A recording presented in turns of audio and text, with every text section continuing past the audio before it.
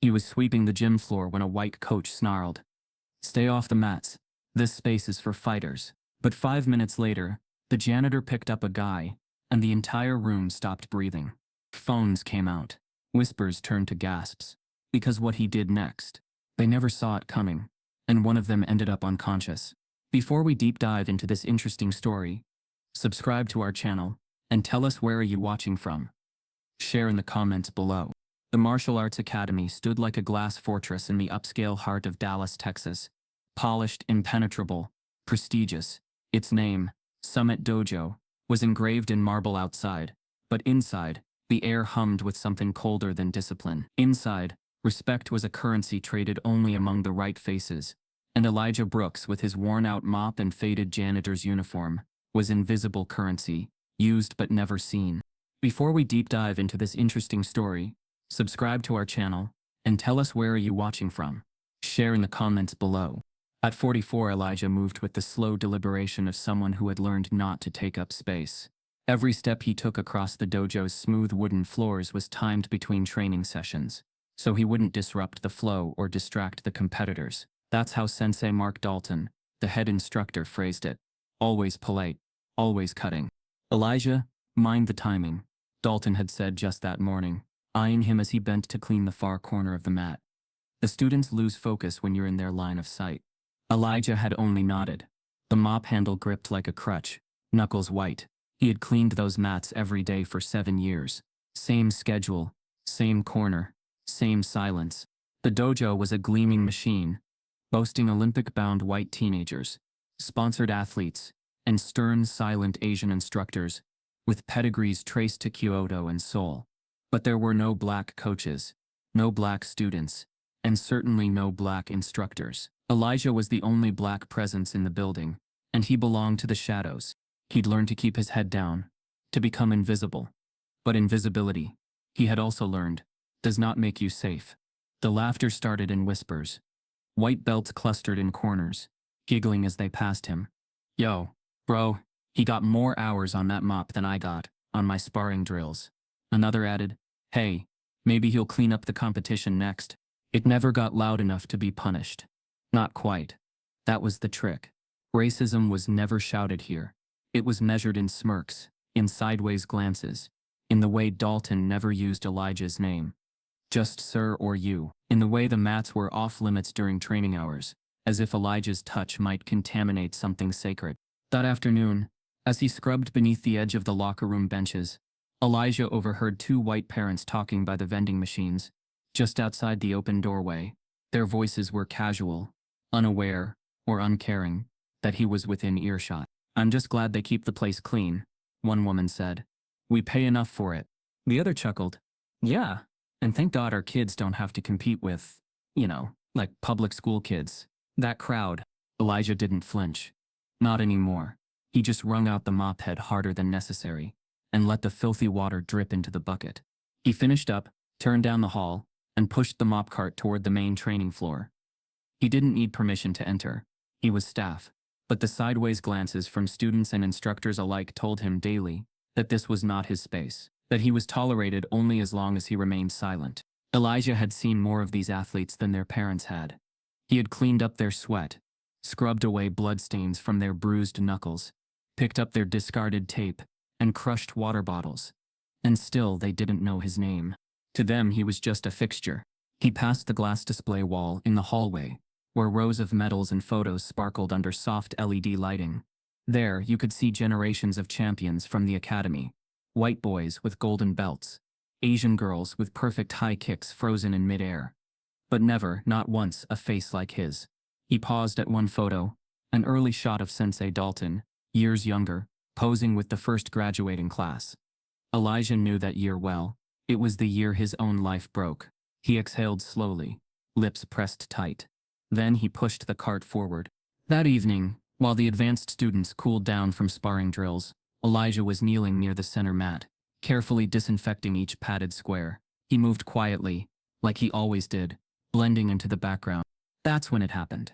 A young white belt, maybe 12, scrawny, with a mop of blonde hair walked by in a rush, his duffel bag swinging wildly.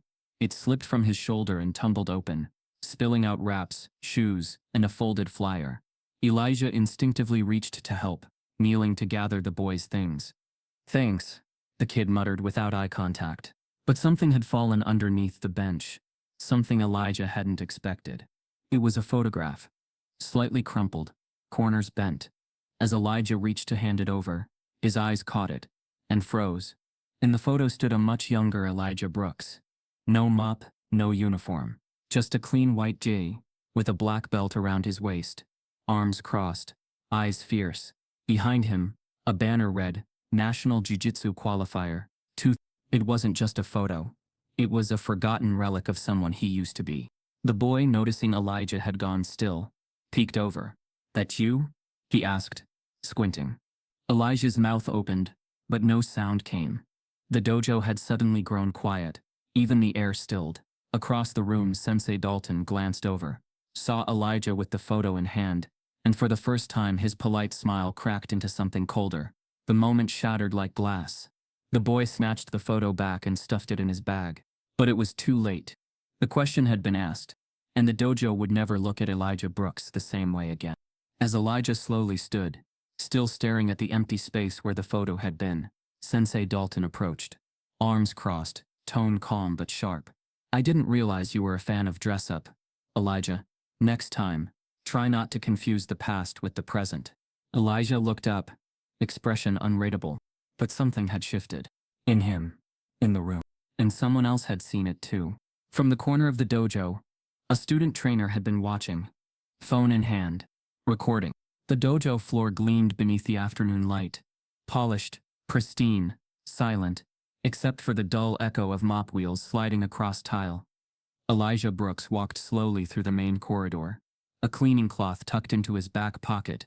His mop cart clicking with each subtle turn. Despite the silence, he could feel the stares, the unspoken tension that followed him like a scent. No one said his name. Not once. Not even after the incident with the photo. Not that day. Not the next. He had heard it though. Whispers about the janitor's picture. And that guy with the G. But not his name. Not Elijah. Just custodian, sir. Or in more dismissive tones, him. Even when they needed him, the staff referred to him in vague, detached terms. "Can the janitor fix the plumbing? Ask the custodian to check the mats. Sir, we've got a spill in locker room 3. Each time, it stung. Not like a slap. More like a paper cut. Small, silent, accumulative.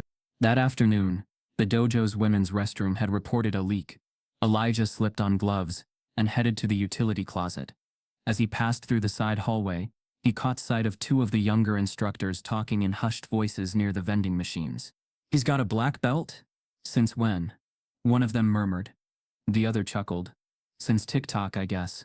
Bro, if he sparred now, the mats would turn brown." Laughter followed. Elijah didn't break stride. He walked past them like wind through branches, unseen but unsettling. He found the sink easily. A cracked valve had sent water spraying into the grout. He crouched, toolkit open, hands moving with the kind of calm that only comes from experience. As he worked, the muffled voices from the adjacent men's locker room drifted through the walls. Laughter again.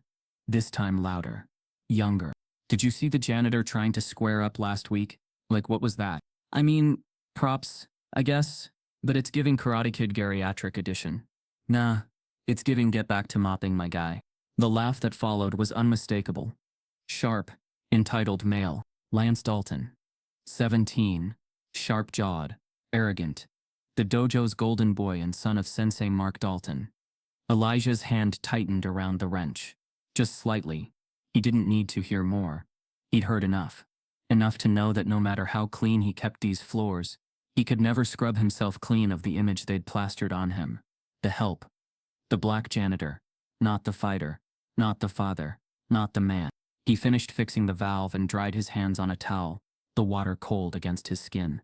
He stood, muscles stiff from crouching too long, and turned down the back hallway, his favorite path away from the noise. The equipment room was empty, dimly lit.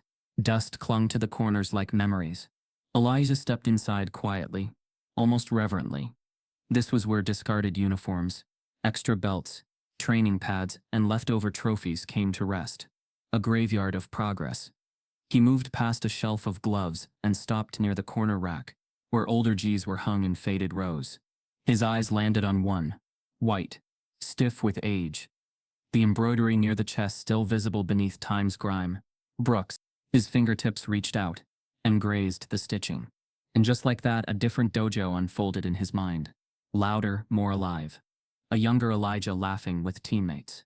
A coach clapping his back. A crowd chanting his name. He hadn't touched a gi in years. Not since Elijah. The voice snapped like a twig in quiet woods. Elijah turned slowly. Sensei Dalton stood in the doorway, arms crossed, his expression unreadable. His tailored black polo shirt hugged his frame, the dojo's embroidered logo gleaming proudly on his chest. For a moment, the room was still. Dalton's gaze dropped to the gi in Elijah's hand, then rose again. A small, tight smile formed. "Didn't peg you for a costume guy," he said smoothly. Elijah didn't reply. Dalton stepped inside. Not far, just enough to assert space. "You know, that's an old model. We've upgraded since those days." He nodded toward the gi. "It's funny, really, how time changes everything."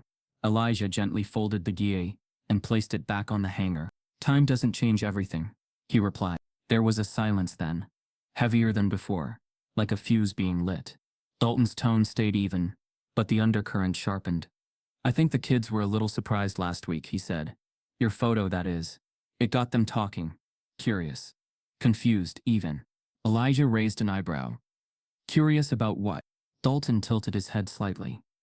"About roles, boundaries. What's appropriate, what's not." He walked a slow circle around the room, not looking at Elijah now, just studying the old gear. "See, part of what we cultivate here is clarity, discipline. Everyone has their place, and when that structure blurs, it can unsettle the flow." Elijah nodded once. "You mean it unsettles you?" he said. Dalton's gaze snapped back, a flicker of offense buried behind professional calm. "I mean," he replied carefully, "we have a standard, and when people confuse nostalgia for relevance, it disrupts the present." Elijah let that sit in the air. The message was clear. Know your place. Stay in it. He didn't argue, didn't defend, just walked to the door and paused. "I wore that gi when I was national champion," Elijah said, "back when flow was something I taught." Then he stepped into the hall. Dalton watched him go, jaw tight. Behind Elijah, in the quiet shadows of the equipment room, Lance Dalton stepped out from behind a row of pads, his phone still recording, and his face wasn't amused. It was angry. Angry that the janitor wasn't staying silent anymore. The hum of fluorescent lights greeted Elijah Brooks as he pushed open the door to his small apartment. The place was quiet, suffocating in its silence. The kind of silence that doesn't soothe, it weighs. The door creaked shut behind him, echoing too loudly in the bare space. The apartment smelled faintly of bleach and worn leather. A faded couch sagged in the living room, facing a blank TV screen that hadn't been turned on in weeks. To the left, a narrow hallway led to a spare room. He hadn't entered in months, not since his son's funeral. That door stayed closed. Elijah turned instead to a sliding closet near the entryway. He opened it slowly, as if the air inside might still remember the past. A wave of dust drifted upward, catching the yellow hallway light. And there they were, trophies, dozens of them, some tall, some cracked, most discolored with time. They sat in plastic bins, wrapped in old newspapers. A few were still intact enough to be legible. Elijah reached for one in the corner, the one he always avoided. His hand trembled slightly as he lifted it. National Jiu-Jitsu Champion, 2003, Elijah D. Brooks. The gold paint on the figure's robe had faded to bronze, but the engraving was clear. It was the last trophy he ever accepted in public. He stared at it for a long moment, then sank onto the edge of the couch. Across from him, the wall was bare except for one frame, a newspaper clipping from 2004, yellowed and cracked behind the glass. He rose and approached it slowly. The headline read, "Olympic hopeful suspended indefinitely after altercation at trials." Below it, a grainy photo of Elijah in a gi, being restrained by officials. The article never mentioned what started the incident. It didn't talk about the racial slur that had been hurled at him moments before the match. It didn't mention that the opponent had taunted him with monkey noises, or that no one intervened until Elijah pushed back. The committee had called it unsportsmanlike conduct. Elijah had called it self-respect. The system had chosen sides long before he even stepped onto the mat. He read the article again, slowly, as if trying to decipher a different outcome. But the words hadn't changed. Neither had the pain. A soft knock at the wall shook him from memory. Just the pipes. He set the trophy down on the table, gently, as if it might crumble. Then he walked into the kitchen, poured a glass of water, and stared out the window into the dim evening. Outside, the streets of South Dallas whispered with the sounds of late summer. Horns in the distance, the rhythmic clack of someone's bicycle, the faint laugh of kids playing under flickering street lamps. He listened, quietly, until something inside him shifted. He stepped into his bedroom and knelt near the bed, pulling out a cloth duffel from beneath the frame. From inside he pulled a folded clean, but worn. He shook it out, ran his hand over the soft cotton, then pressed the embroidered name with his palm. Brooks. No audience. No lights. No trophies. Just him. That night, Elijah walked to the city park 3 blocks down. It was late. Most people had gone home, but the dim lights from the basketball court still burned. No one else was on the field, just the buzz of distant traffic and the occasional bark of a dog. He stepped onto the grass, barefoot, G tied tightly, and he began. His movements were slow at first, measured, precise, a form he hadn't practiced in years. His breath found its rhythm, and his body remembered. Elbows tucked, weight balanced, pivoting like he never stopped. Every move was deliberate, every stance a silent defiance. The sweat came fast, the kind that purges everything: rage, regret, resignation. He pushed harder, slicing the air with controlled strikes, kicks, rolls. His body groaned but obeyed, aching to be used for something more than mopping floors. 20 minutes passed, then 30. The world beyond the park faded. He didn't notice the children at first. 2 boys and a girl, maybe 8 or 9, had crept up near the benches with a half-deflated soccer ball. They watched him from behind the mesh fencing, wide-eyed. "Yo," one whispered. "He's like a ninja." "That's kung fu," another whispered back. "No, it's jujitsu," said the girl, confidently. "My cousin does it." They stood still, mesmerized. Elijah continued, unaware. Then, quietly, one of the boys pulled out a phone and began recording. The lens captured everything: the sweat, the silence, the sharp grace of every move. This wasn't for fame. It wasn't a performance. That's what made it magnetic. It was a man, alone in a world that had buried him, resurrecting his dignity, move by move. The kids didn't cheer, didn't interrupt. They just stood, filming in silent awe. 10 minutes later, Elijah finished his last form and dropped to his knees, breath ragged. He bowed his head, hands resting on thighs, and exhaled. He looked up and saw them. The 3 children stood just beyond the fence. He blinked. "Even in," he said gently. They didn't say anything. The girl raised her phone. "Can I post this?" she asked. Elijah smiled faintly, unsure. You recorded all that?" The boy nodded. "You look like the guys in movies. You real?" That made Elijah chuckle. Just a little. "I used to be." The girl pressed upload without waiting for an answer. A moment later, the phone dinged with a like. Then another. Then, "Thanks, mister," she said, and they ran off into the night, their soccer ball bouncing ahead of them. Elijah stood still, staring after them, unsure if the moment had really happened. He walked home under flickering streetlights, not knowing what had just been set in motion. By morning, the video had passed 10,000 views. By noon, it had 3, and by evening, Elijah's face, sweat-soaked, stoic, strong, was on every feed. Who was the mysterious martial artist Janitor? This man might be the real-life sensei. The chirp of Elijah's flip phone echoed in his apartment like an alarm from a world he didn't recognize. Another message, another missed call, another vibration from a device that barely kept up with the times. He didn't need a smartphone. Not for the kind of life he lived. Still, curiosity pressed him to sit, slowly on the frayed edge of his couch, and check the screen. The message was from someone he barely remembered, a former training partner who now coached in Austin. "Yo, E, you're blowing up. Just saw you on TikTok. Call me." Elijah's brow furrowed. TikTok? The kids from the park? He stood, crossed the room, and clicked the power button on his old laptop. It whirred like an old engine, struggling to catch its breath. He typed his name into the search bar, out of habit, expecting nothing. But it was there. Dozens of links. Dozens of reposts. Hundreds of comments. Janitor Sensei. Kung Fu Kunta. Real-life Mr. Miyagi. If Mr. Miyagi mopped floors for rent. Yo, this guy's got moves, but should have kept scrubbing. When your dojo has budget cuts so bad they promote the janitor. His heart sank. It wasn't awe. It wasn't admiration. It was amusement. He wasn't being celebrated. He was being consumed, turned into a meme, a novelty, something to gawk at. The one thing Elijah feared more than being invisible was being misseen. By the time he arrived at the dojo that afternoon, the atmosphere was different, stiff with something unspoken. Smirks curved around lips too quickly, suppressed. The whispers stopped when he entered a room. Phones slid back into pockets with rehearsed nonchalance.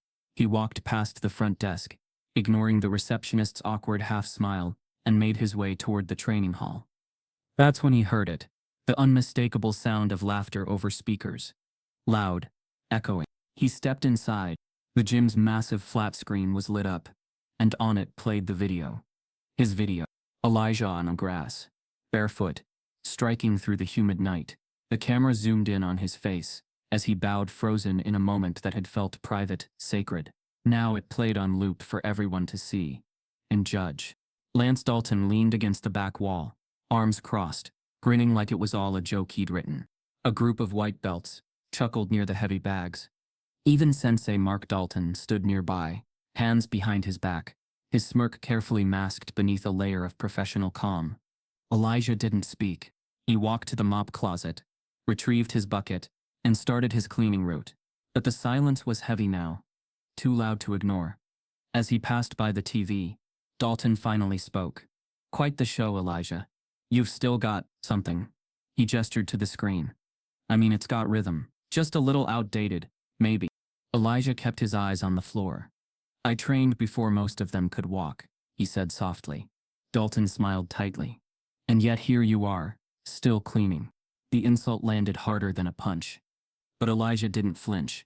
He just kept mopping, as if every stroke was a way to hold himself together. Then something shifted. A voice rang out from the far end of the room, sharp, firm, and black. You think that's funny? Heads turned. A woman stood near the entrance, arms crossed, mid-30s, proud posture, and a face Elijah didn't recognize. Her son, a boy no older than 10, stood beside her in a white G, wide-eyed. The room quieted. She took a step forward. I enrolled my son here because I thought this place stood for respect, discipline, diversity. But y'all think it's a joke when a black man shows skill. Dalton's smile faded, but he didn't lose composure. Ma'am, no one is mocking anyone. We celebrate dedication here. She pointed to the screen. Then why's his video playing on loop like it's a blooper reel? Dalton straightened. We were simply discussing his unique history with the sport. It sparked conversation. She narrowed her eyes. I don't see any black instructors.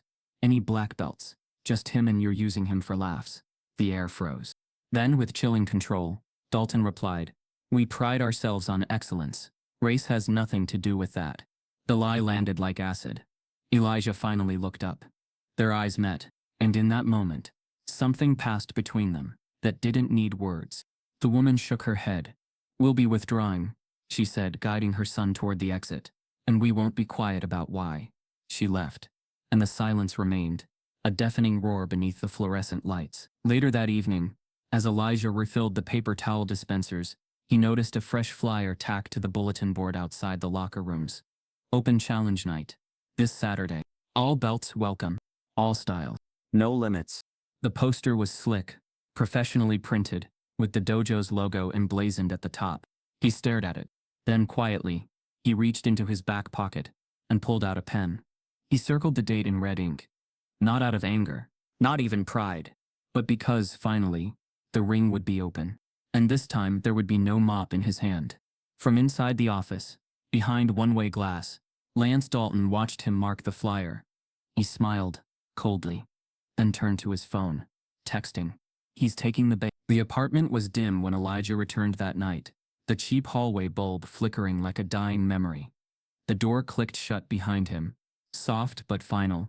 His hands trembled slightly as he turned the lock, not out of fear but out of memory, the kind that tightens your chest when you're standing still, yet feel like you're falling through time. He didn't turn on the lights. Instead, he walked straight to his bedroom, stepped over the creaky floorboard near the dresser, and dropped to his knees beside the bed. Reaching beneath, he pulled out the black duffel he hadn't touched in over a decade. The zipper stuck. He had to tug hard, until it gave way with a rasp like peeling off old skin. Inside, wrapped in plastic that had yellowed with age, was his gi, white, frayed at the collar, still creased from the last time he'd folded it, right after the day everything changed. He stood, letting the fabric unfold in his hands, like a memory stretching awake after a long sleep. Then, carefully, he began to dress. The pants clung tighter than he remembered. The jacket tugged against his shoulders. He looked at himself in the cracked bathroom mirror, the Brooks embroidery still faintly visible, crooked over his heart. It didn't fit anymore.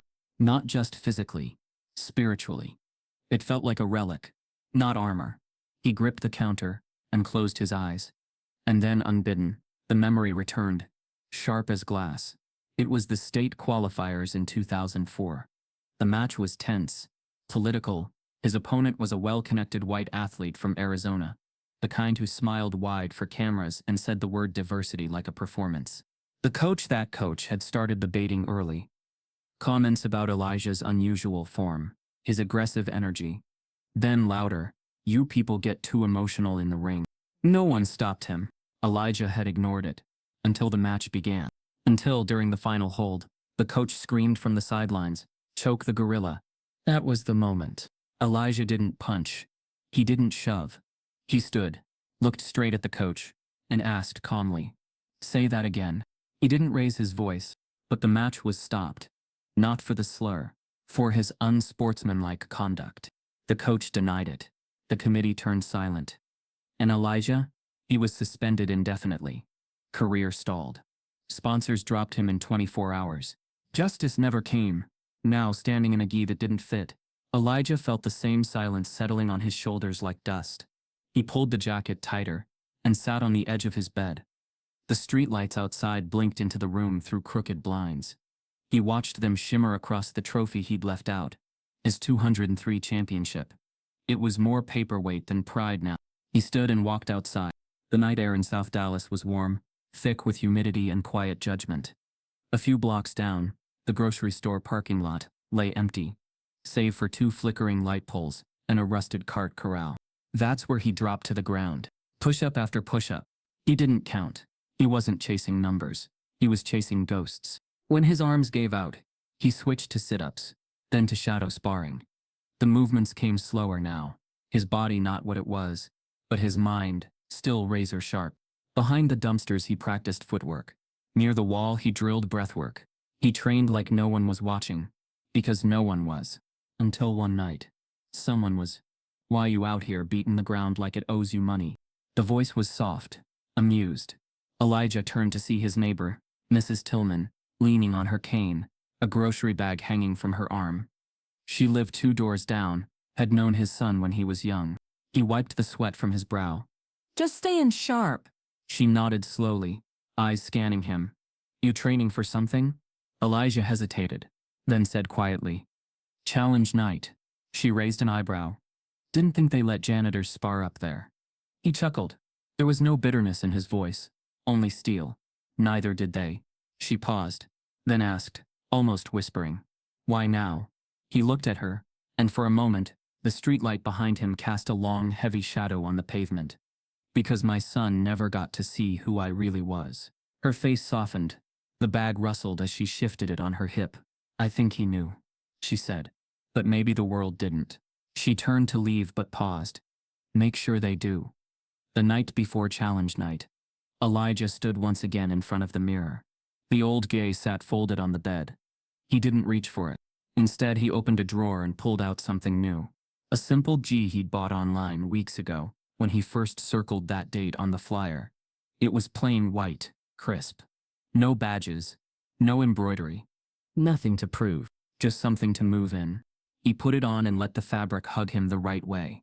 It fit not just his body, but his present. This wasn't about the past anymore. It was about what they needed to see now. Challenge night arrived. The dojo was packed. Students, parents, even some former members who had returned out of curiosity after the viral video. The air buzzed with something unspoken. The kind of tension that precedes storms. Elijah entered quietly, gym bag in hand, stepping onto the mat like a soldier returning to foreign ground. He didn't look at anyone. Not yet. He walked past the front desk, past the trophy wall, past the same staff who still called him sir instead of his name. In the locker room, he dressed in silence, and when he stepped back onto the floor, the room turned still. Not because of who he was, but because of how he walked. Not as the janitor, not even as the former champion, but as someone who had nothing to lose and everything to show. The crisp white G shimmered beneath the lights. No embroidery, no title, just presence. He took one step forward, then another, and another, until he stood at the edge of the mat. From across the dojo, Sensei Dalton turned his head and saw Elijah standing there. New gi, calm expression, eyes sharp. Dalton narrowed his gaze, then nodded to Lance. "Get ready," he said. "It's time we remind the help where they belong." The silence that had fallen over the dojo shattered the moment a voice from the back of the room cracked like static in a quiet theater. "Bro really brought a goal." Laughter rippled through the sea of white belts and middle-ranked students. Elijah didn't flinch. He stood at the edge of the mat, shoulders squared, eyes forward. His white gi was spotless, pressed, unbranded. Unlike everyone else, there were no school patches, no academy logo, just presence, pure, unapologetic. The laughter grew louder, fueled by nerves. Because beneath the mockery, there was confusion. No one knew what to make of him. He didn't belong, but he stood like he did, like he always had. A second student added, just loud enough to be heard, "Somebody tell him this ain't Halloween." A few snickers followed. Elijah heard them all. Then came Sensei Dalton's voice, smooth, practiced, just enough volume to sound like a joke, just enough venom to sting. "You're welcome to try, Elijah," he said, stepping forward with a half smile. "But don't bleed on my mats." The room chuckled. Again. Polite racism. Disguised as banter. Framed as discipline. Elijah looked at him, held his gaze for half a beat longer than expected, then nodded once, respectfully, but not submissively. "I'm not the one who's gonna bleed," he said quietly. Dalton's smirk flickered. Just for a second. Then he turned and called out, "Lance, you ready?" From the back of the room, Lance Dalton, the 17-year-old prodigy, rose from the bench. Blonde hair slicked back, body lean, confidence radiating off him like cheap cologne. He rolled his shoulders as he stepped onto the mat, grinning like a homecoming king. "Oh, this'll be fun," Lance said, loud enough for the crowd. He stepped into the center, bowed sloppily, and glanced at Elijah. "We doing 3 points, or just until you collapse?" Elijah didn't respond. He bowed once, clean, sharp, respectful, and stepped forward. The match didn't begin with a bell, just a nod from Dalton. The moment Lance moved, it was clear he underestimated everything about the man in front of him. He lunged in, attempting his signature leg sweep, a move fast enough to take out most sparring partners his age. But Elijah didn't move like most. He stepped back half an inch, pivoted on his right foot, caught Lance's wrist mid-rotation, and flipped him with the grace of a silk ribbon catching wind. Cracked. Lance hit the mat flat on his back. The sound echoed. Gasps erupted. Then silence. Even the youngest belts in the corner sat up straighter, unsure if they'd just witnessed an accident. Lance lay still for a second, blinking up at the ceiling, breath knocked from his chest. He wasn't hurt, but he was shocked. He scrambled up quickly, face flushed, jaw tight. The grin was gone. Dalton stepped forward. "That's one." Lance shook his head. "Nah, let's run that again." Elijah remained calm, eyes focused. He didn't smile, didn't taunt.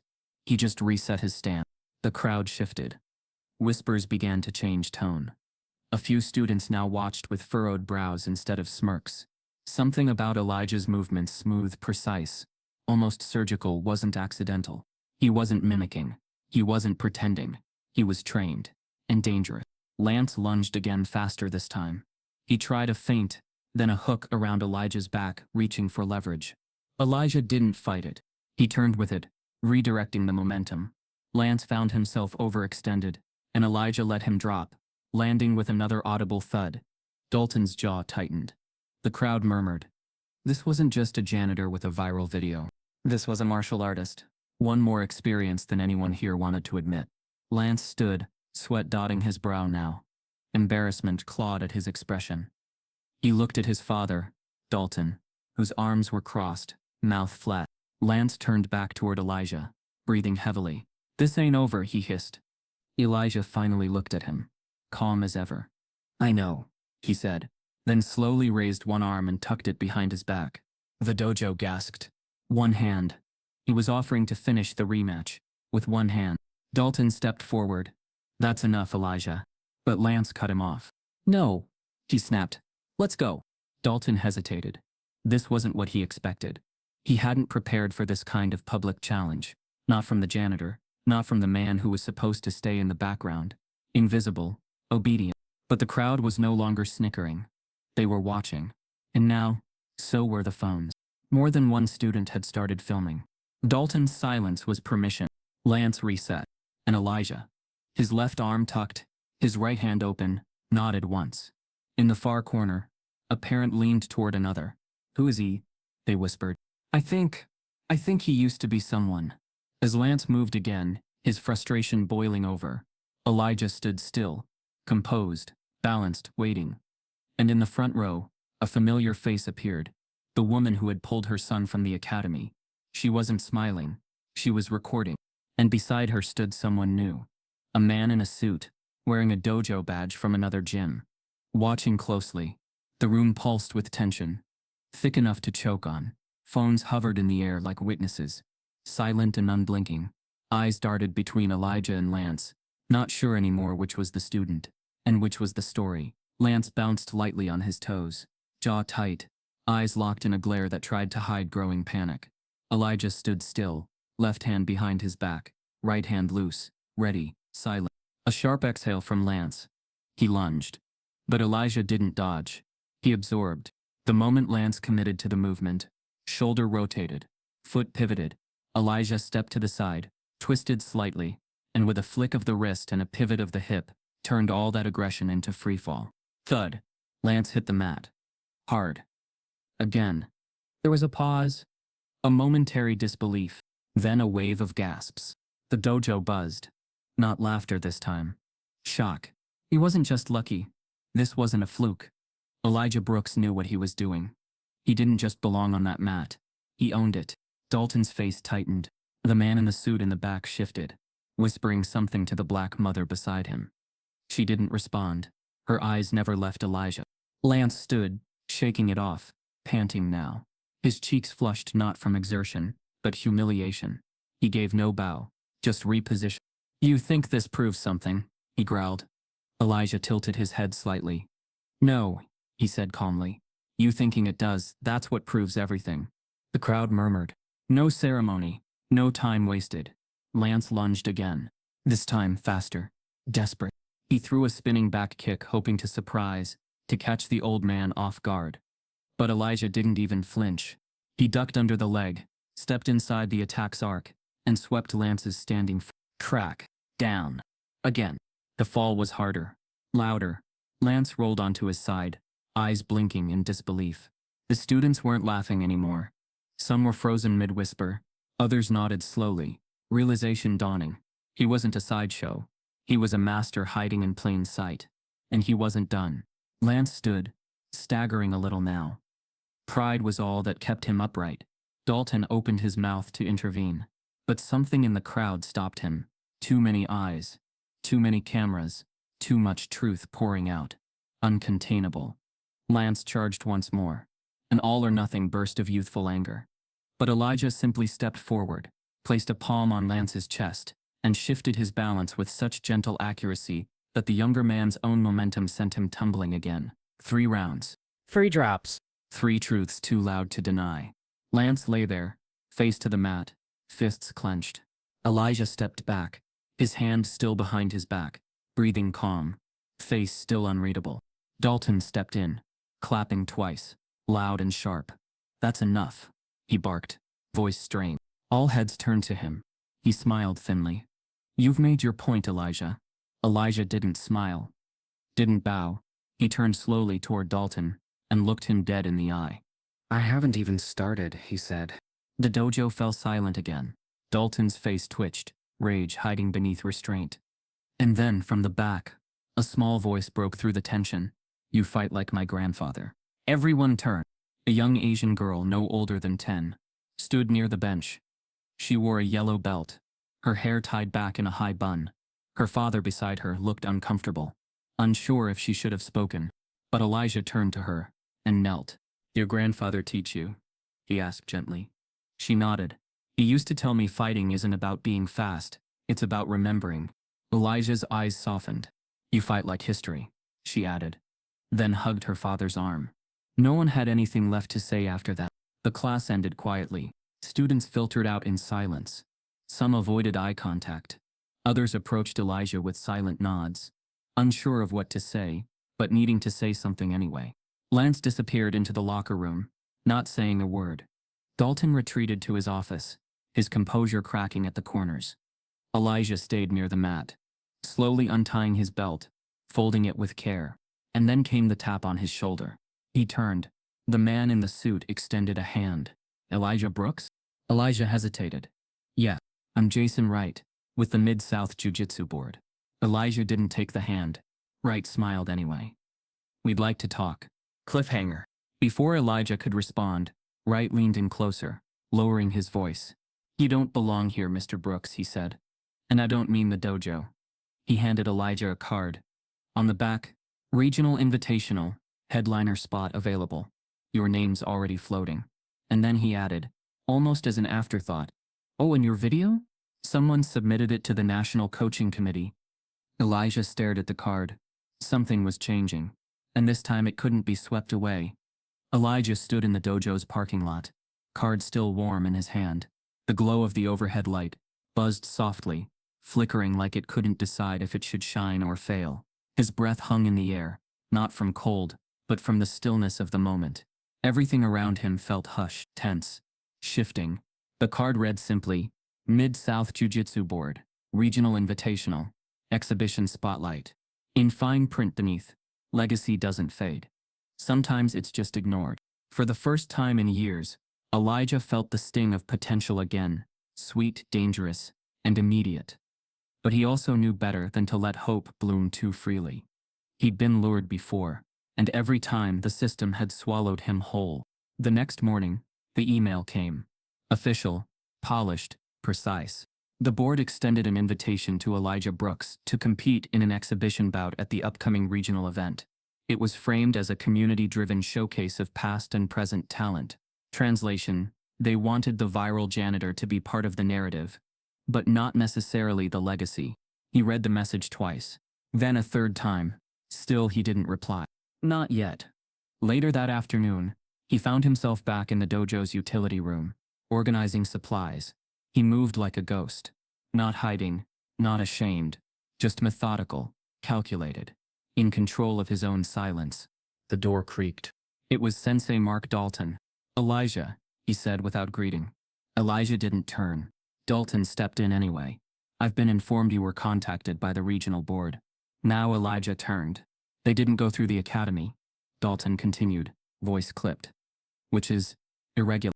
Elijah said nothing.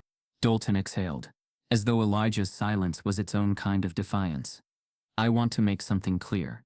If you accept this invitation, it will not be under our school's banner. You don't represent Summit Dojo." Elijah stared at him, long and hard. "I never said I wanted to." Dalton's nostrils flared slightly.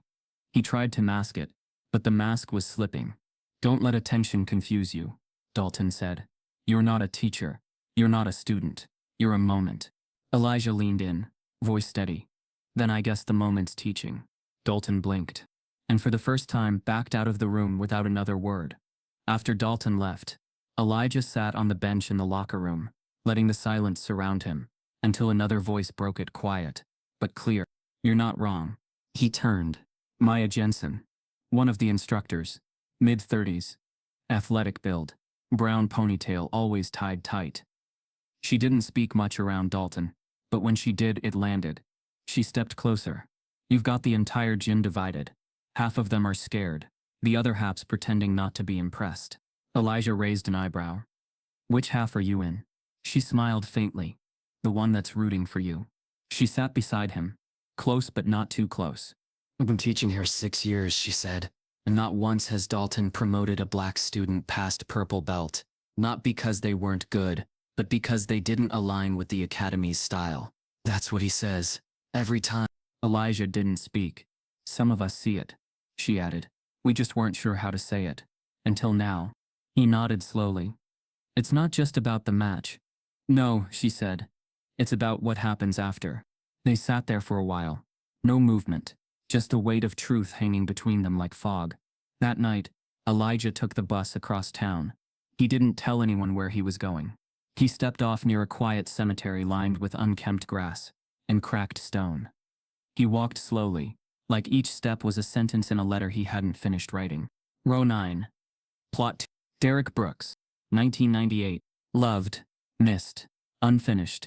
The grave was simple, clean. A faded photograph still clung to the frame. Derek in his youth, holding a toy nunchaku, beaming. Elijah knelt slowly beside it, the sound of his knees hitting the dirt louder than any prayer. From his bag he pulled out his old ga, the one that no longer fit. He laid it down gently across the headstone like an offering. I got invited, he whispered.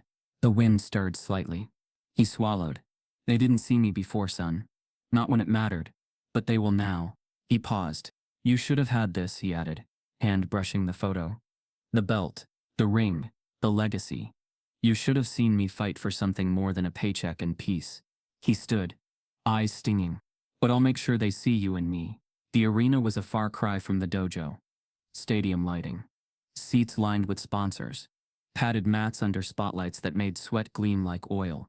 Cameras hovered like insects. Flash bulbs popped. The exhibition match was slated for 6:00 p.m. Elijah arrived by 5:30 alone, dressed in his clean plain gi. No logos. No school name. Just presence. Again, Maya was already there, having volunteered as a floor coach for the event. She gave him a quick nod. A subtle gesture. A quiet rebellion. Elijah Brooks called the announcer. The crowd buzzed. Some knew the story. Most had only seen the clip. To them he was still the viral janitor, an underdog spectacle, a warm-up act. Elijah stepped onto the mat and paused. His opponent was already waiting. 6'1", lean, sharp, hair-cropped military short. G-pressed, polished and very familiar. Dalton's younger brother Bryce Dalton. National champion. Decorated. Respected. Elijah's jaw set. The trap was clear now. This wasn't a showcase. It was silencing. From the front row, Sensei Mark Dalton leaned forward, a smirk curling at his lips. Maya noticed. So did the board. This match was meant to humiliate Elijah. But they'd all forgotten something important. He wasn't stepping into the ring for a medal.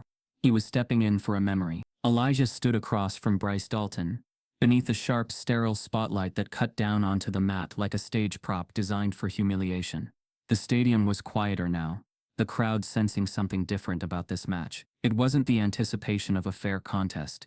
It was the thrill of watching a storm circle, one man. Bryce smiled broadly, bouncing slightly on the balls of his feet. His gi gleamed with patches of sponsors, tournament badges, and the emblem of Summit Dojo stitched proudly on his chest. He was the golden boy, everything Elijah had never been allowed to become. Back to scrubbing after this? Bryce muttered, loud enough for the nearby camera mic to catch. Elijah didn't blink. He just exhaled slowly, calming his body, slowing his pulse. He knew now, without question, that this was never meant to be a fair bout. It wasn't an exhibition. It was an execution. A performance stage to close the chapter, to reassert the unspoken rule. Men like him could go viral, but they couldn't belong. From the first second, Bryce came out aggressive. Quick jabs, high feints, low sweeps. Elijah's reflexes had dulled over the years, but his instincts hadn't. He read the timing, the rhythm behind the flash. He dodged the first assault, but only barely, letting the younger man press the pace.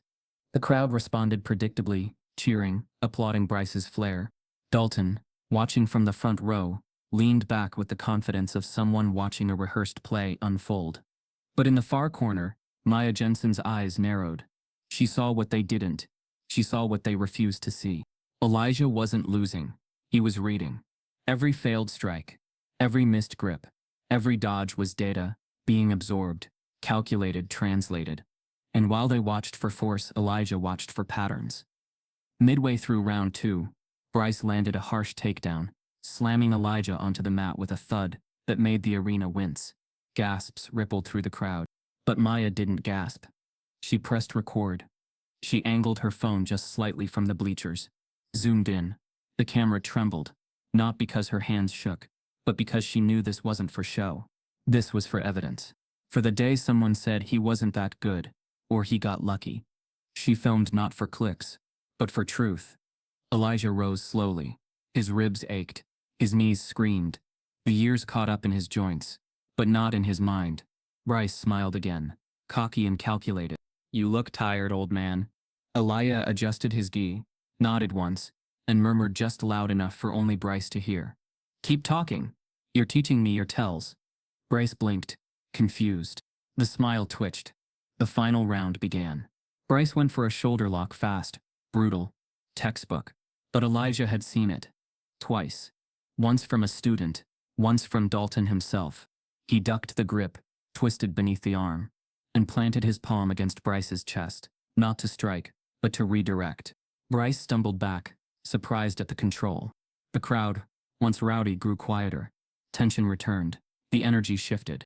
Whispers started. Not about Elijah's age, but about his presence. "Who is this guy? He's controlling the pace." Wait, that reversal, was that a competition-grade counter? Dalton shifted uncomfortably in his seat. He looked toward the board officials. Some were watching with widened eyes. This wasn't the narrative they wanted. This wasn't the neat little takedown they'd envisioned. They had orchestrated this as a closing statement. Instead, it was becoming a confession. With just under 1 minute to go, Bryce landed a grip around Elijah's neck. Tight, classic chokehold, used in competitive circuits to end fights quickly. The crowd surged with noise, already tasting the ending. Maya gripped her phone tighter. But then Elijah didn't resist. He shifted his weight, dropping his center of gravity, letting Bryce commit harder to the grip. Bryce squeezed tighter, but the pressure began to work against him. And then it happened. 10 seconds left. Elijah tucked his chin, used the leverage of his hip, and rolled beneath Bryce's arm, twisting the younger man off balance. In one fluid, almost slow-motion movement, Elijah reversed the choke. Now he had Bryce in a hold. Not showy, not violent, just final. Bryce tapped. 3 fast slaps on the mat. The referee signaled. It was over. The arena didn't erupt. It gasped. People weren't sure what they had just witnessed. A viral janitor had walked in. A forgotten legacy had emerged. Elijah rose slowly. He didn't raise his arms. He didn't smile. He bowed. To the mat. To the space. To the memory. The officials glanced at each other. Dalton sat frozen, jaw clenched, knuckles white. Bryce remained kneeling, red-faced, breathless. And Maya kept recording. She didn't even blink. As Elijah stepped off the mat, wiping sweat from his brow, a young volunteer handed him a towel, but with a different energy, like handing a relic to a returning king. Elijah nodded, murmured a thank you, and continued walking toward the exit tunnel. But just before he reached it, a hand tapped his shoulder. He turned. A senior official from the board, crisp suit, visibly shaken. "Elijah," he said, trying to find the words. "That was..." He hesitated. Then, "We'll be in touch." But Elijah didn't respond. He kept walking. Because this wasn't for them. This was for every time he was told he didn't belong. As Elijah exited through the tunnel, away from the lights, away from the noise, his old phone buzzed. A new message. No sender ID. Just the words. "They're going to try to erase this. Be ready." The day after the match, Elijah woke up early. Not because of nerves or anticipation, but because his body still ached. The physical pain didn't bother him. It was familiar. Earned. Honest. It was the silence that felt unfamiliar. His phone, despite its age, buzzed with notifications again. Missed calls, unread texts, and messages from unknown numbers flooded the screen. One was from a name he hadn't seen in years. A coach who once told him, "Keep your head down if you want to go far." He ignored them all. No media, no interviews, no noise. He didn't want attention. He wanted the truth to live, untouched. But by noon, a different silence arrived. Louder, artificial, and calculated. The regional board's official video recap of the exhibition match had gone live. Elijah clicked the link skeptically. What he saw made his jaw tighten. The match was edited beyond recognition. Every reversal by Elijah was either cropped, zoomed away from, or entirely replaced by slow-motion cuts of Bryce Dalton's aggression. The final chokehold gone. Instead, a soft fade-out and a scoreboard labeled technical pause. The narration had been re-recorded. A slick male voice praised Bryce for showcasing athletic dominance, and vaguely mentioned Elijah as a surprise guest whose participation was valued, despite no formal affiliation. Erased. Again. Only this time. Digitally. He closed the tab, sat in the dark, breathing slow, even breaths.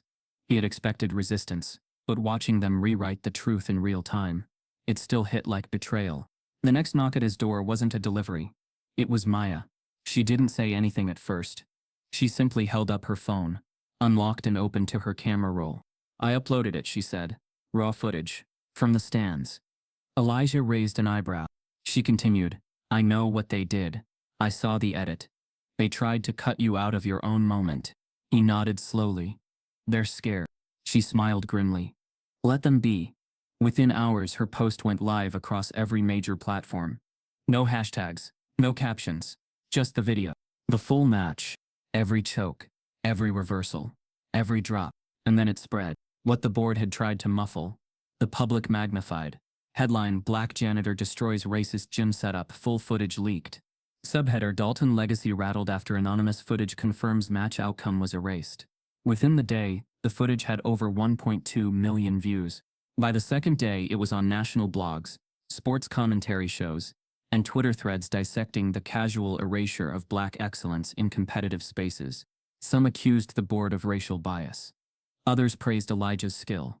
Many demanded accountability. Elijah stayed silent. He refused all interviews. No Good Morning America. No ESPN sit-downs. Maya pressed him once, gently. You sure you don't want to speak? He simply replied, I didn't do it for views. She understood. The moment didn't belong to social media. It belonged to his son. To every kid who had been told to wait their turn until their turn disappeared. But truth has a ripple effect. 2 days later, an internal email from Summit Dojo was leaked by a former assistant instructor. The gym's main sponsor, a major national fitness brand, had officially pulled its partnership. Reason: cultural concerns regarding representation, ethics, and brand alignment. Dalton's name was suddenly radioactive. The gym issued a weak, public-facing statement. We support diversity and inclusion in all forms. The match was presented according to standard procedures, and any misunderstanding is regrettable. The statement didn't help. It backfired. Students began pulling out. Parents stopped responding.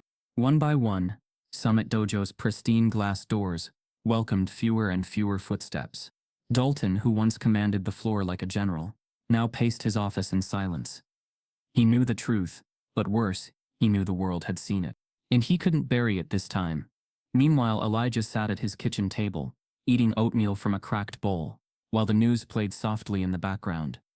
And in an unexpected turn, the footage of Elijah Brooks has sparked broader conversations about institutional erasure of black athletes in martial arts. He muted the TV.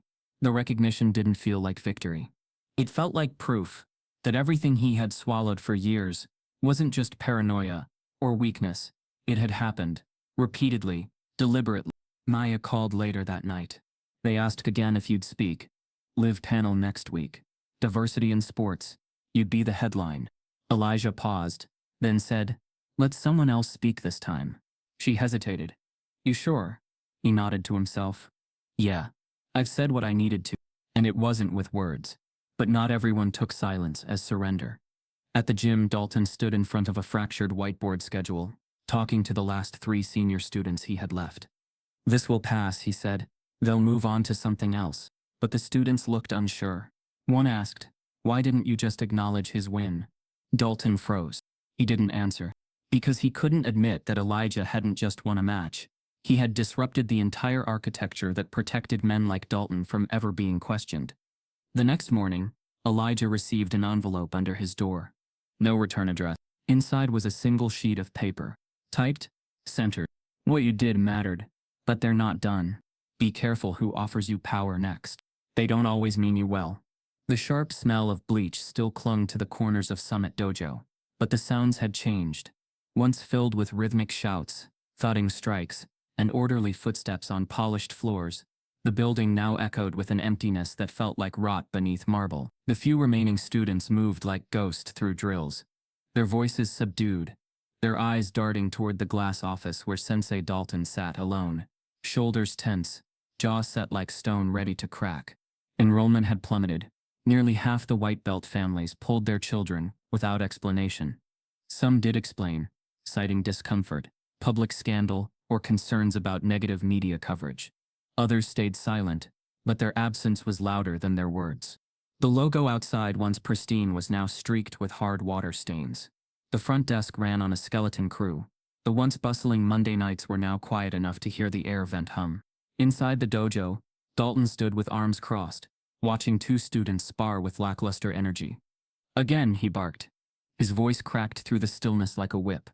The students flinched, complied, but their movements lacked the fervor they once carried under his gaze. In the back hallway, Maya was already packing up her locker. She didn't rush. She didn't sneak. She moved with the calm decisiveness of someone who had made peace with the consequence of doing the right thing. Dalton found her as she zipped her bag. "You're walking away now?" he said, folding his arms. "After everything I built?" Maya stood up slowly. "You didn't build anything. You inherited it. And you used it to keep people in line." His laugh was bitter. "Oh, and what, Elijah's some kind of martyr now?" She tilted her head. "No. He's just the first man here who didn't pretend." Dalton's face twitched. "You think you're different?" he asked. She didn't respond. She just slung the bag over her shoulder and walked out the door, letting her silence serve as her final answer. Later that week, Maya gathered with 3 former students and an ex-instructor in a modest community center downtown. It was barely more than a basketball court and a spare office, but the energy felt different, honest, raw, intentional. They had a plan. A new dojo. One with sliding scale tuition, outreach programs, and most importantly, representation at every level. They wanted Elijah to be part of it. Not as a name on the wall, but as co-founder. He didn't answer right away. He sat quietly as Maya and the others laid out their proposal. The financials, the vision, the dream. And then he said softly, "I'm not sure they need me." Maya frowned. "They already have everything else, Elijah. They need truth." He looked away. She pressed, gently. "You taught us more with one moment of silence than Dalton taught in 10 years of lectures." Still, he hesitated. Not out of fear, but because deep down, some wounds hadn't healed. They'd just been organized. 2 days later, he returned to Summit Dojo. He didn't tell anyone. It was late afternoon. The front door was unlocked, though the lights inside were dim. The air smelled stale. The once clean surfaces dulled by neglect. Dust lined the corners. Even the front desk receptionist was missing. Elijah stepped inside quietly, mop in one hand, bucket in the other. Same posture he had assumed every day for 7 years. He walked through the empty lobby, down the hall, past the glass display cases, still showcasing names that no longer mattered. He opened the training room door. Empty. The mat lay quiet, untouched, almost sacred in its abandonment. He walked to the center of it, slowly, then stopped, and placed the mop upright, not leaning, not discarded, but standing, as if to say, "This is what you made me hold, but this is where I chose to leave it." He didn't say a word.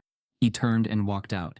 That night, the knock on his apartment door wasn't unexpected, but the figure standing on the other side was a black woman in her early 40s, crisp gray blazer, briefcase, calm, unreadable face.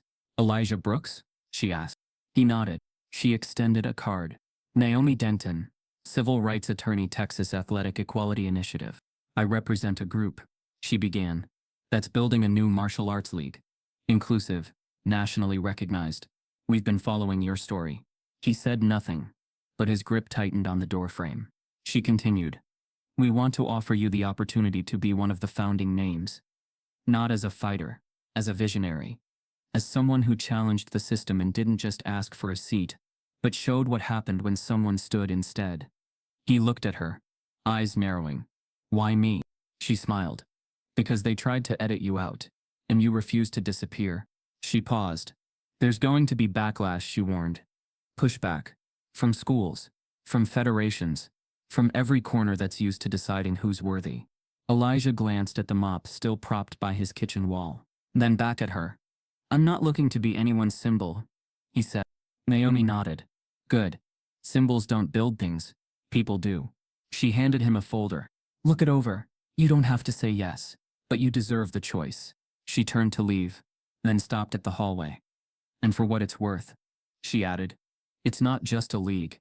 It's a movement." As the door clicked shut, Elijah sat at the table, folder unopened, hands resting flat on the surface. Outside, across the street, a man in a dark car stared through binoculars, speaking into a phone. "Yeah," he muttered. "He got the offer." Pause. Another voice crackled through. "Then it's time to remind him why men like that don't lead." The gym didn't look like much at first. It was just a refurbished warehouse, tucked between a laundromat and an auto shop in South Dallas. The sign out front was hand-painted. Brooks Martial Arts Collective. No neon, no branding, no sponsor. But inside, something sacred was being rebuilt. The mats were scuffed. The walls bore murals of fists and open palms, drawn by local teens with spray paint and soul.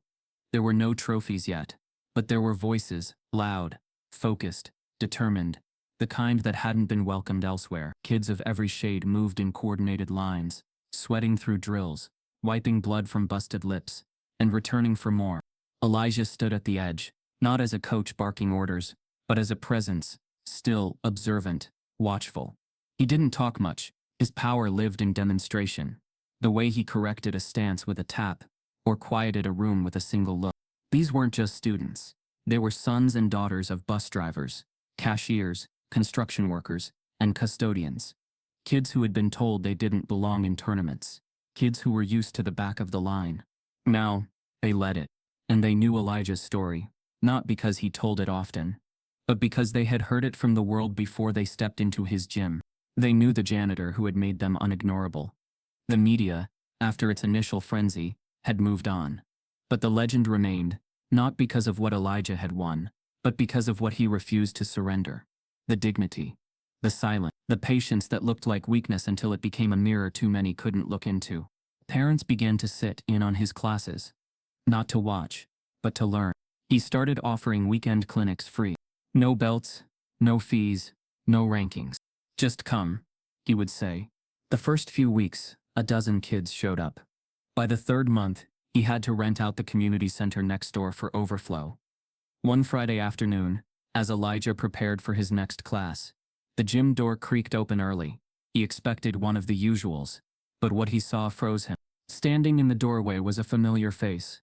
Older now, but unmistakable. Dylan Reese, one of Dalton's former students. A smirking white belt who used to whisper slurs under his breath, who once snapped a mop handle in two, and called it retirement. But now, he looked different. No confidence, just quiet, embarrassed resolve. Elijah raised an eyebrow but said nothing. Dylan stepped forward. "I saw the video," he said. Still, Elijah didn't respond. Dylan took another step. "I was wrong. I know that don't fix anything. But I want to learn. For real." He paused. "If you'll teach me." The silence stretched. Then Elijah nodded once. "Slow. Leave your ego outside," he said. Dylan nodded quickly, fighting back tears. "I already did." Months passed. The gym grew not in fame, but in depth. The kind of growth that couldn't be measured by trophies. A girl named Tatiana, age 10, performed a flawless armbar at a local tournament, beating a student from a top-tier academy. The clip went viral. But what made headlines wasn't the move, it was her bow afterward, where she whispered, "Thank you, Mr. Brooks," to the mat.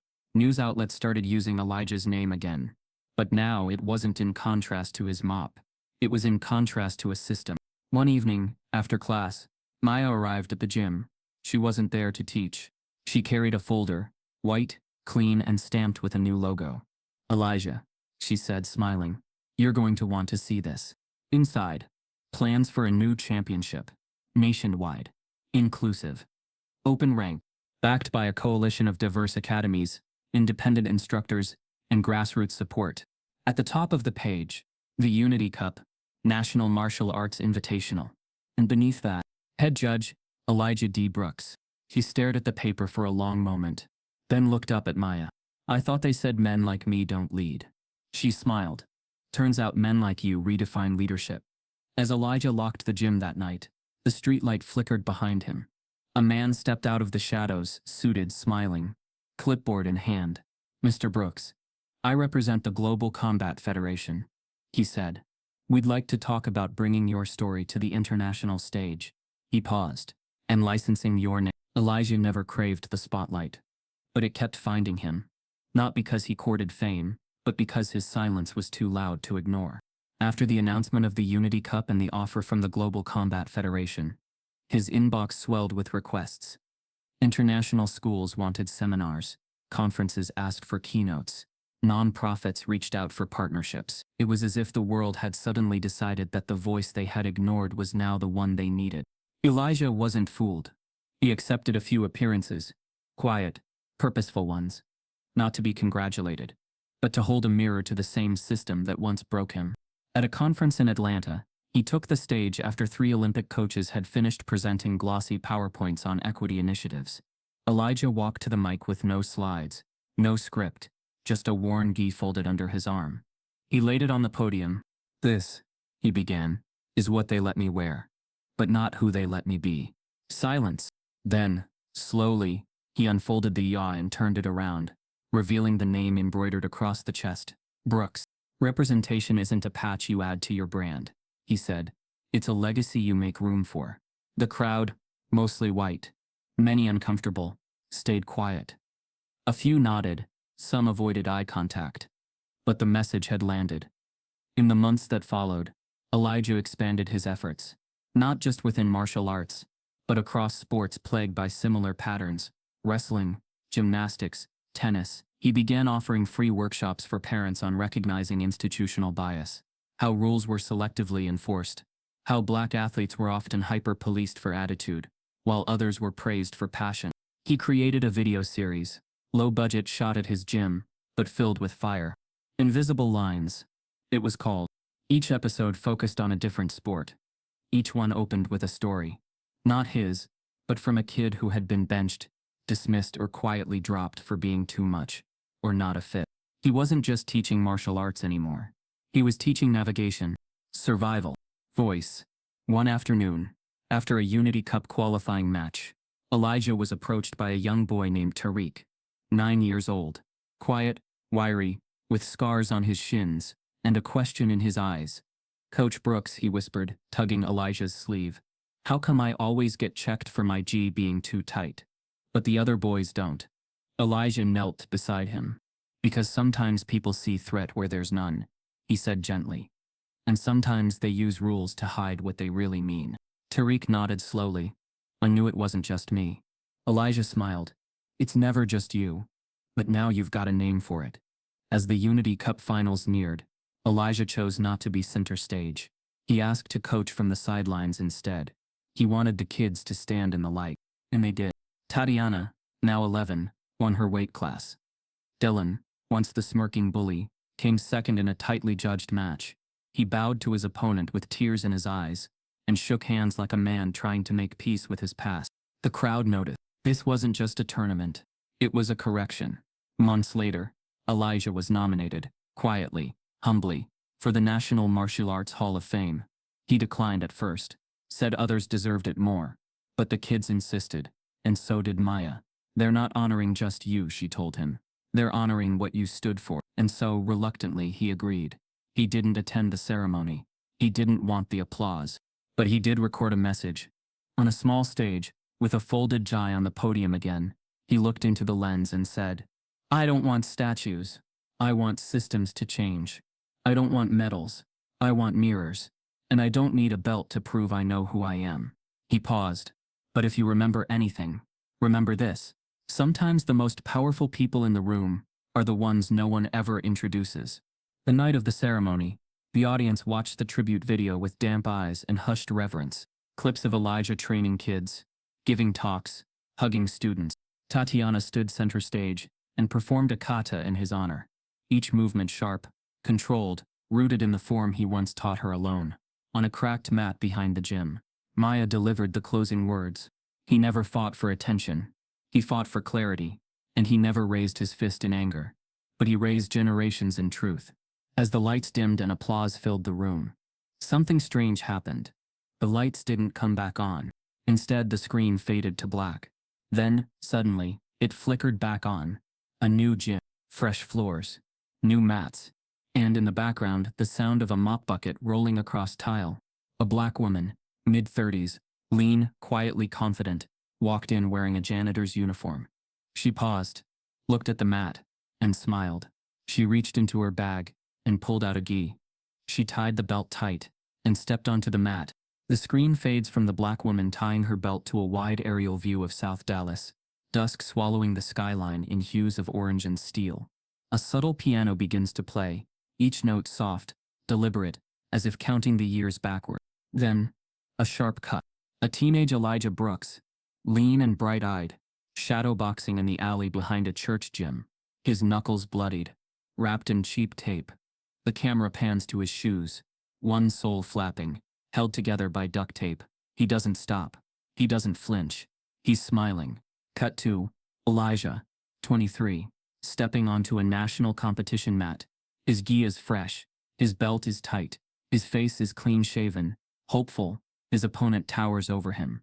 The crowd barely glances, but Elijah's eyes are locked forward, seeing something bigger than the match. Cut to the final of that tournament. Elijah's hand raised. The trophy. The crowd louder now. The banner behind him reads 203 National Jiu-Jitsu Champion. And then, black screen. No music. Silence. Cut to 2004. Elijah in a cold hallway surrounded by officials. A clipboard in one hand. A referee avoiding eye contact. The racial slur still hanging in the air, unacknowledged. Elijah's face is not angry. It's worse. It's disillusioned. A silent fracture. Cut to the janitor's closet. Mops. Buckets. Gloves. He enters. Alone. The door closes. Back in present day, the music returns, now deeper orchestral, layered with strings. A slow-motion shot of Elijah in the park, training barefoot under moonlight. His gi darkened with sweat, his body moving like poetry forged in pain. The gi catches a flicker of streetlight and transforms. The fabric shifts from cotton to flame, burning slowly, elegantly. Not in destruction, but in transformation. The gi rises, no longer clothing, but a banner. It unfurls above the streets, a symbol of resurrection, from mop water to medals, from erasure to elevation, from silent to seen. In interviews, former rivals now speak his name with reverence. Brooks? That man's discipline was something else, says a former tournament opponent now retired. I didn't understand him back then, admits a white instructor from Summit Dojo.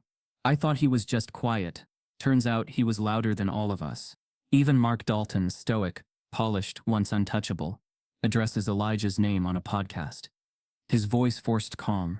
Elijah challenged me. He challenged all of us. I may not have agreed with how things played out, but his impact is undeniable. But Elijah never asked for their applause, and he never waited for their permission. In the newly built wing of the Brooks Martial Arts Collective, a small exhibit sits behind glass, donated anonymously. Elijah's original gi, the one that no longer fit. The collar is frayed. The sleeves faded. The embroidery barely legible. Beside it sits a note, written in Maya's handwriting. This is what he wore when they ignored him. This is what he left behind so others could walk in something better. Kids pass it daily. They point. They whisper.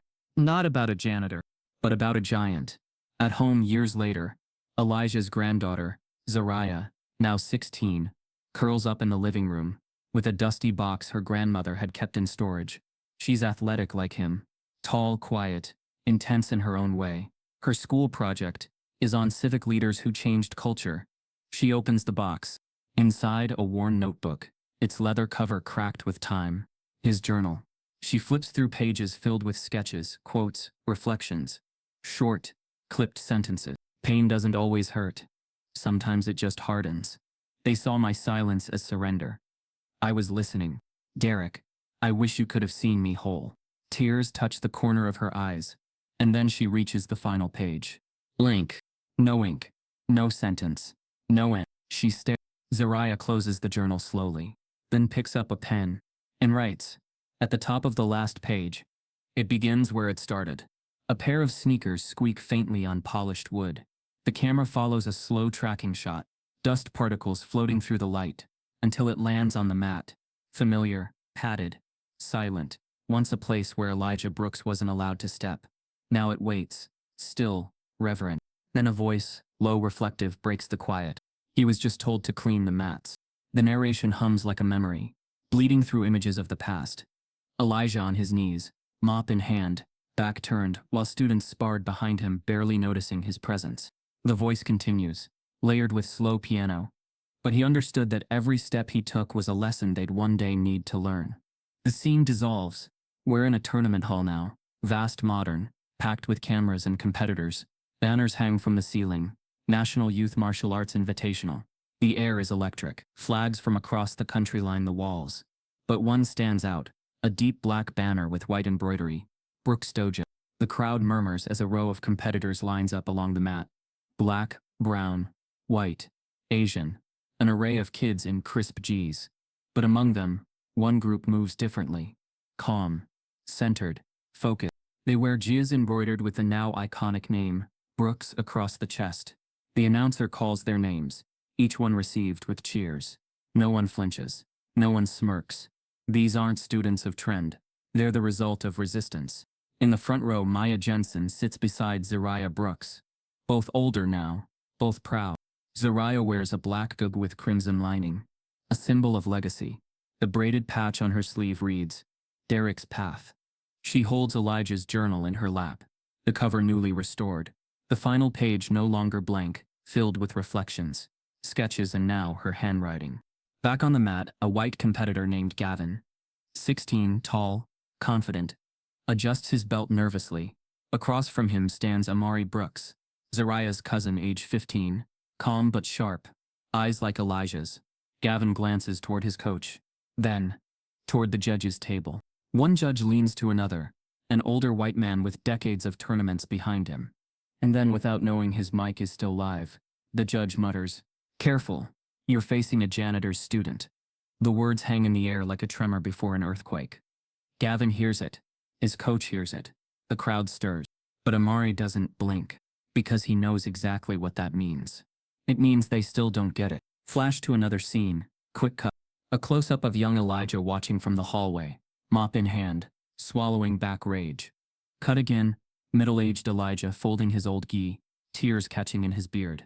Cut again, elder Elijah standing outside the Brooks Collective, smiling as Tatiana lands her first national win. And then back to Amari, rooted on the mat, steady, poised. The narration resumed. He was just told to clean the mats. But they didn't know mats are where legends stand, where memory lives, where silence breaks. The camera circles Amari slowly, then cuts to Zariah, whispering softly to herself. Finish what he started. The referee raises his hand, signals the start. The match begins. As Amari and Gavin circle each other, outside the stadium, a news van pulls up in haste. Two reporters jump out. The cameraman, breathless, holds up a laptop. Breaking, he says. Someone just leaked every suppressed match file from Brooks' early career. He flips the screen. Footage loads. Young Elijah, in color footage once thought lost. Winning, teaching, leading. All of it, recovered, and streaming to the world.